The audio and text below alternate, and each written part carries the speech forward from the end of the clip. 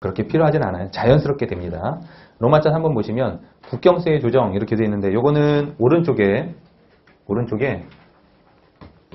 2번에 보면 생산지국 과세 원칙이 있고요. 3번에 보면 소비지국 과세 원칙이 있죠. 그거만 좀 이해 한번 해보시죠. 생산지국하고 소비지국 과세 원칙에 대한 그 용어의 정의인데 이런 거예요. 예를 들면 여기가 한국입니다. 여기가 일본이에요. TV를 하나를 만드는데 TV.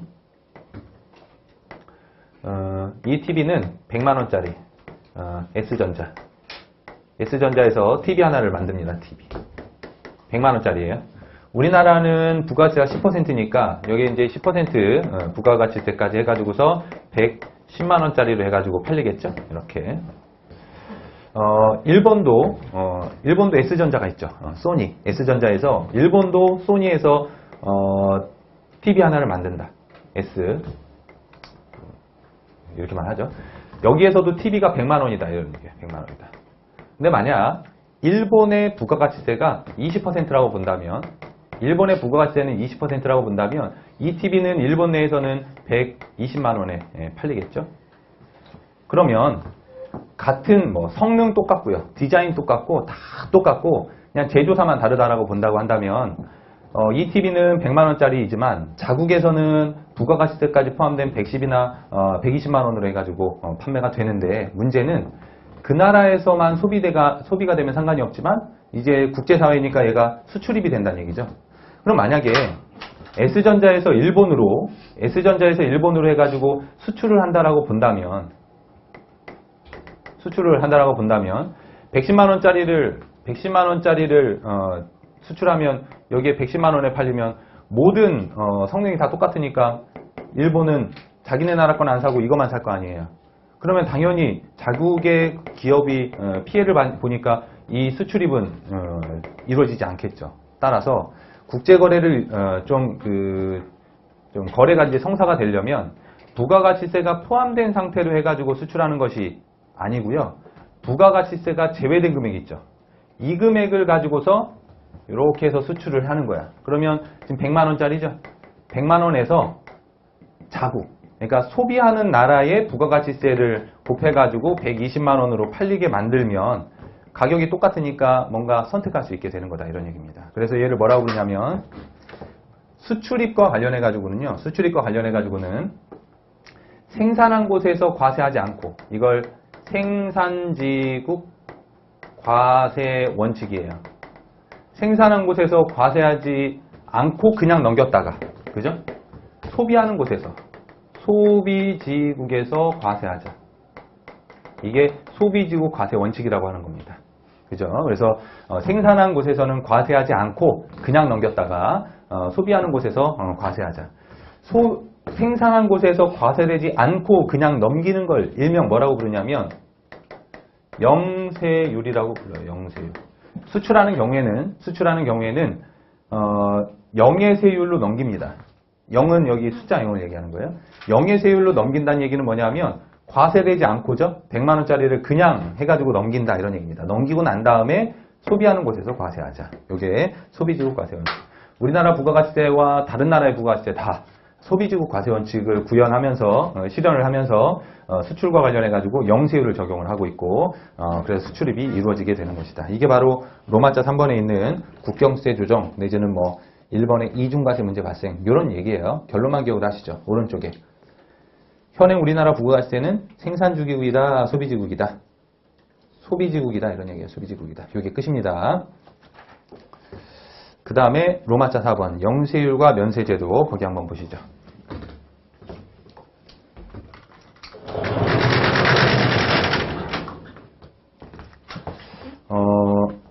영세율과 면세제도인데 요거 한번 이제 이해 한번 해보세요. A 사업장이 있어요. A 사업장. B에서도 B 사업장이 있고요.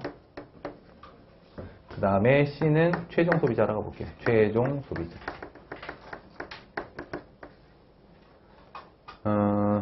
예를 들면 A는 B한테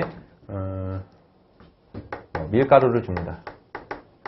밀가루를 얼마에 사오냐면 B는 100원 주고 사와요. 그 다음에 그 밀가루를 B라고 하는 애가 빵을 만들어 팔죠. C한테. 그래서 우리가 이제 빵을 사 먹게 됩니다. 빵은 얼마 주고 사 먹으냐면 500원 주고 사 먹는다고 볼게요. 500원.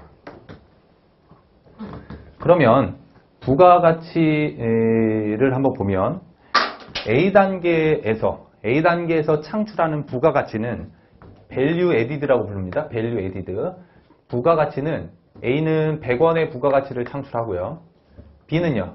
B가 창출하는 value added 부가가치는 500원, 100원에 사다가 500원에 파니까 얘가 창출한 부가가치는 400원이잖아요.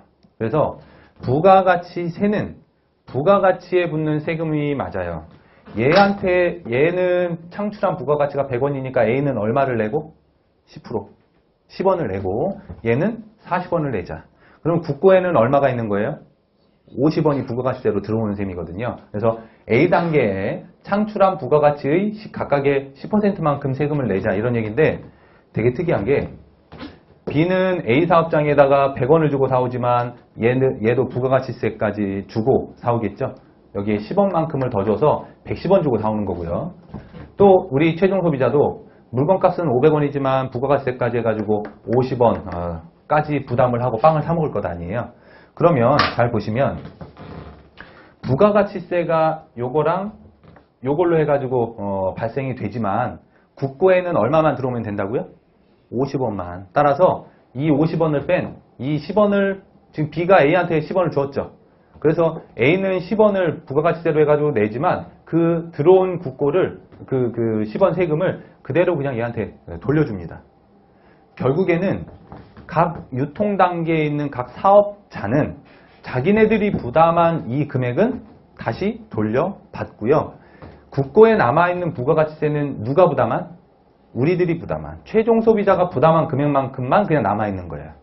그러면은 어차피 돌려받을 거 뭐하러 부가가치세를 부담하도록 의무를 지어놨느냐? 얘의 매출과 얘의 매입을 파악하기 위함입니다. 그래서 중간 거래 단계는 부가가치세 부담이 전혀 없어요.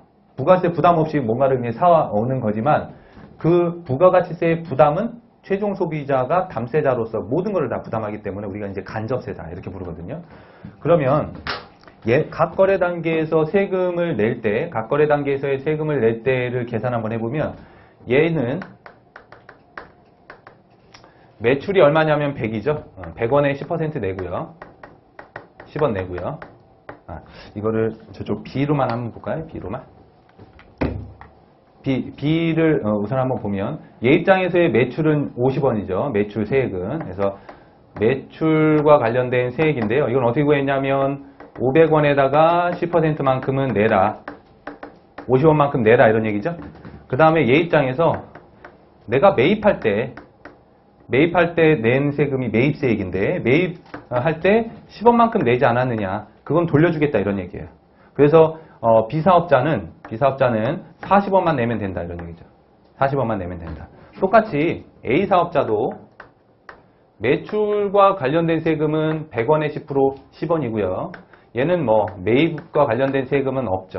그래서 A사업자는 10원만큼 해가지고 납부를 하게 되는 거고 B사업자는 40원만큼 세금을 납부하게 되는 거죠. 다만 처음에 이 10원 부담한 10원 얘한테서 내지만 얘는 보니까 얘한테서 부과된 세금은 여기 10원으로 해가지고 빼주잖아요. 그래서 얘의 매입은 곧 얘의 매출이에요. 얘의 매입은 곧 얘의 매출이니까 얘가 세금을 낸 부분은 그냥 매입세액으로 해가지고서 그냥 빼줍니다. 그냥. 이때 필요한 게 뭐냐면 얘 입장에서 얘한테 부담했던 이 10원만큼을 차감을 받기 위해서는 뭐가 필요하냐면 들어보셨을 거예요. 세금 계산서라고 하는 것이 필요합니다. 텍스 인보이스라고 해가지고 제가 앞으로 TI라고 적을 거예요. 세금 계산서만 끊어받아가지고 가지고 있으면 무조건 자기가 부담한 매입세액은 빼주겠다 이런 얘기예요. 이게. 그래서 얘는 어떻게든 끊어받으려고 하겠죠. 얘는 그 세금 계산서를 끊어주면 자신의 매출이 파악이 되니까 웬만하면 안 끊어주려고 하는 거고. 그래서 끊어받기 위해서는, 그러니까 매입세 공제 받기 위해서는 꼭 끊어받게끔 해놓은 겁니다. 어차피 부담해도 매입세 공제를 받는 것인데 얘의 매출을 파악하는 거죠. 얘한테 세금계산서가 있으면 빼주게 되는 거니까. 그런데 세금계산서가 있으면 무조건 빼주는 거지 세금계산서는 없어요. 근데 실제로 매입을 한 거야. 그러니까 매출액의 10%는 내는 건데 매입액은 세금계산서만 있으면 무조건 빼주는 거거든요. 그런데 매입은 있어. 100원 있었죠? 100원. 100원의 10%만큼은 무조건 빼줄 거냐? 이게 무슨 말이냐면 아까 전 단계 세액공제법이 있다고 했었고요. 전 단계 거래공제법이 있다고 했어요. 이거 중요하진 않습니다. 그냥 쭉 한번 보시고 그냥 이해만 하시면 돼요. 전 단계 거래공제법이 있다. 얘는 뭐냐면 전 단계에서 거래만 됐으면 무조건 빼주겠다. 이런 얘기예요. 세금계산서가 없어도. 얘는 전 단계 세액공제법은 세금계산서가 있어야만 거기에 적힌 세액이 있어야만 빼주겠다라고 하는 건 두 가지입니다. 그러면 얘의 매출을 파악하는 게 부가가치세의 최종 목표이니까 얘 반드시 뭐가 있어야 된다. 매입할 때는 세금계산서가 있어야 된다. 실제로 100원 주고 매입을 했어도 세금계산서가 없어요. 그러면 공제가 안 되는 거예요. 꼭 세금계산서라고 하는 것이 있어야 된다. 어떻게 보면 실제 거래가 없는데 세금계산서는 있어요. 그래도 공제는 되는 거예요. 그래서 여러분들 자료상이라고 들어보셨어요? 자료상? 세금계산서를 사고 파는 사람이 있어요. 그래서 옛날에는 용산이나 이런 데도 좀 많이 있었는데 사업자한테 한 1,000만 원짜리 세금계산서를 팔고 다니는 거야. 그러면 사업자는 1,000만 원짜리 세금계산서를 받으면 1,000만 원 공제받잖아요. 그러니까 한 200만 원에 그거 돈 주고 사는 거죠. 그러면 나는 1,000만 원, 200짜리를 1,000만 원 주고 사니까, 그러니까 1,000만 원짜리를 200 주고 사니까 한 8,900은 이문이잖아요. 공제를 받고 판 그 자료상. 걔는 자기가 발급을 했으니까 자기가 매출세액이 발생해서 세금을 내야 되는데 그냥 폐업 처리해버려요. 그냥. 그러면은 국고가 남아나질 않겠죠. 그래서 전 단계 세액공제법의 일종의 그 폐해예요. 실제 매입이 있어도 세금계산서가 없으면 안 해준다라고 하는 전 단계 거래공제법을 부인하는 반면에 실제 거래가 없음에도 불구하고 세금계산서만 있으면 공제가 되다 보니까 조금 장단점은 있습니다. 그래도 자료상은 때려잡으면 되는 거니까 어쨌든 전 단계 세액공제법으로 해서 계속 그 부가가치세를 유지하고 있다. 이렇게 보시면 되겠습니다. 그래서 전 단계 세액공제법, 소비형 부가가치세, 그 다음에 소비지급 과세원칙까지 그렇게 이야기를 해드렸고, 얘가 만약에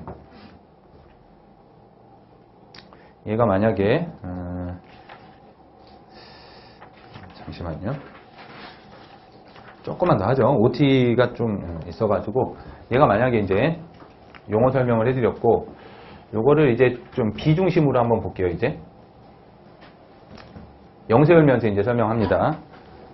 비중심으로 보면 비중심으로 해서 예중심으로 보면 얘의 매출은 얼마냐면 50원이에요. 매출세액은 50원.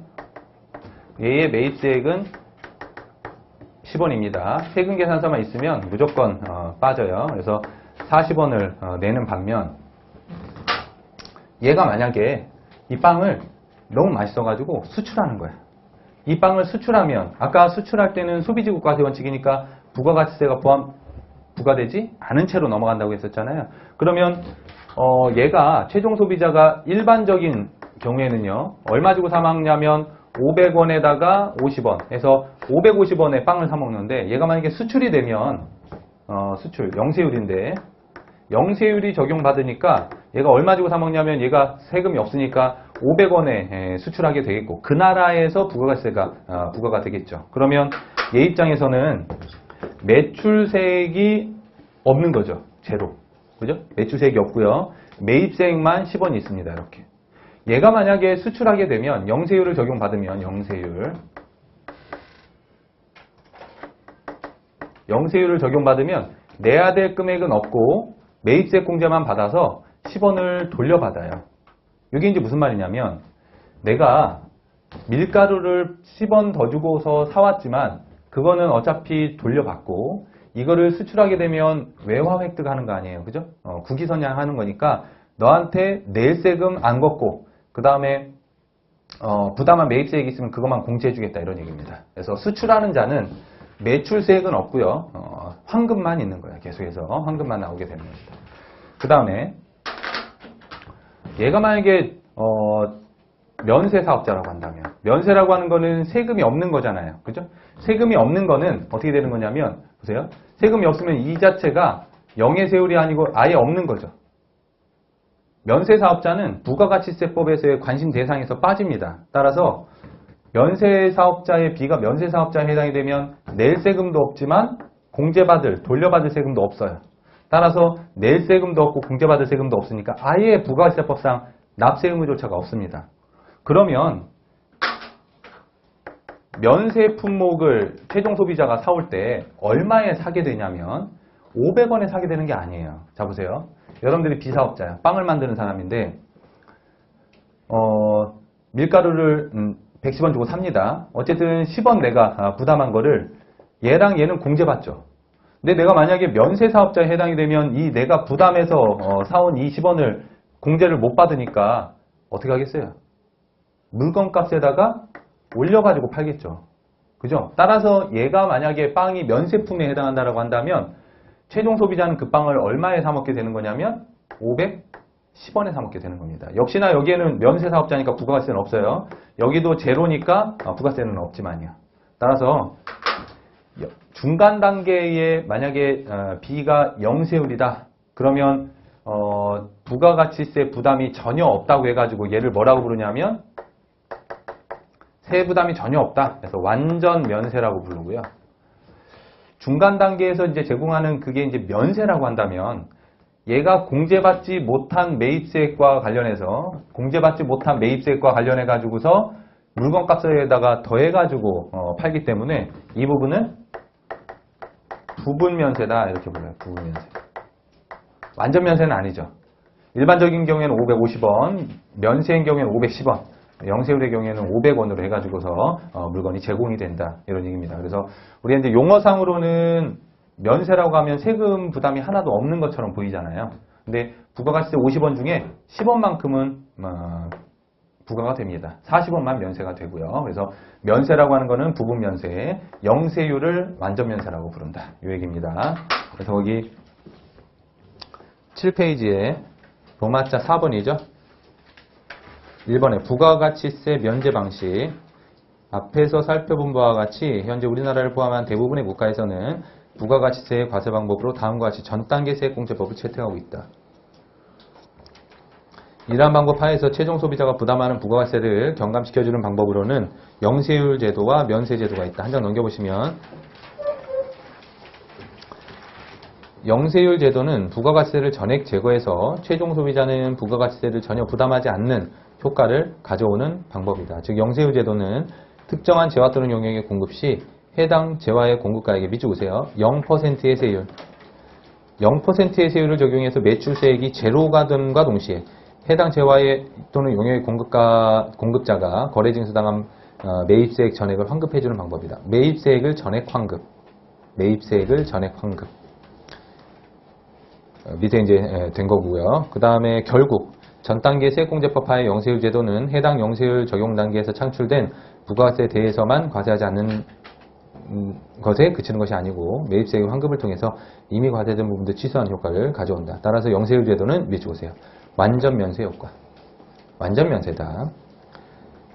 그 다음에 이제 그 면세인데요. 그 볼드, 그 음영 부분을 보죠. 음영. 1번. 과세 대상이 아니므로 매출세액은 발생하지 않음. X라는 얘기고요. 매입세액도 공제하지 않습니다. 그냥 낼 금액이 아예 없다 이런 얘기예요. 부가세법상 의무 자체가 없다. 결국 해서요. 맨 밑에 줄. 결국 따라서 면세제도는 불완전 면세효과, 부분 면세효과를 가져온다.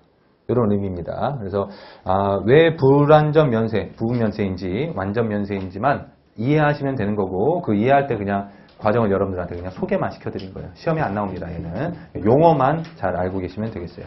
다음 페이지 해가지고 로마자 5번에서 뭐 1,000원, 2,000원 해가지고 나오는데요. 정말 심심할 때 있죠.